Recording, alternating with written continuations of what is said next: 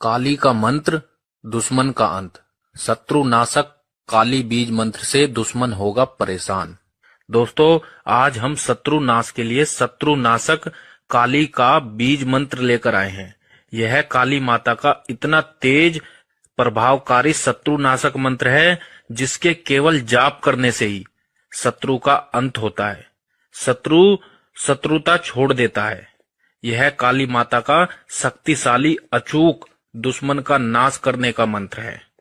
काली माता का मन में ध्यान करते हुए जिस दिशा में आपका शत्रु हो उस दिशा में मुख करके इस मंत्र को बोलना है। ओम नमो मातेश्वरी ह्रीम क्रीम भगवती काली अमुक हन हन। ओम नमो मातेश्वरी ह्रीम क्रीम भगवती काली अमुक हन हन। इस प्रकार मंत्र बोलने के बाद वह शत्रु आपसे शत्रुता छोड़ देगा। धन्यवाद।